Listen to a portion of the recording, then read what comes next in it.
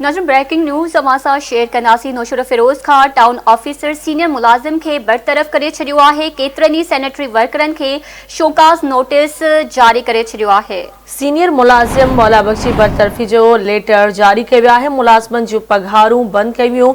Town मुलाज़िमनि जो town officer खिलाफ़ प्रेस क्लब अॻियां एहतिजाज। टाउन ऑफिसर इंतकामी कार्रवाइयूं करे रहियो आहे। शहर में ड्रेनेज निज़ाम मफलूज आहे।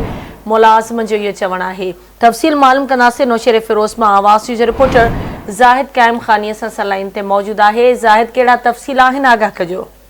नौशेर फिरोज़ म्यूनिसिपल जे टाउन ऑफिसर पारां जेको आहे गैर कानूनी तौर ते सीनियर मुलाजिम के बरतरफ़ करे छॾियो आहे। मुलाजिम मौला बख्श शेख के जेको आहे बरतरफ़ी जो लेटर मिली वियो आहे। टाउन ऑफिसर जेको आहे नोटिस बाद जेको आहे कि शोकाज़ खां पोइ बरतरफ़ कयो आहे। जंहिंजे ख़िलाफ़ सैनिटरी वर्कर जेके आहिनि सरापा एहतिजाज बणिजी रोडनि रस्तनि ते निकिरी आया आहिनि। प्रेस क्लब जे ॾाढो सख़्तु एहतिजाज कंदे चयो आहे त टाउन ऑफिसर जेको आहे तमामु घणी ज्यादती कई आहे। मुलाज़िमनि जी पघारनि मां कटौती करे थो। वाइट कॉलरनि खे वीज़ा ते छॾियो वेठो आहे।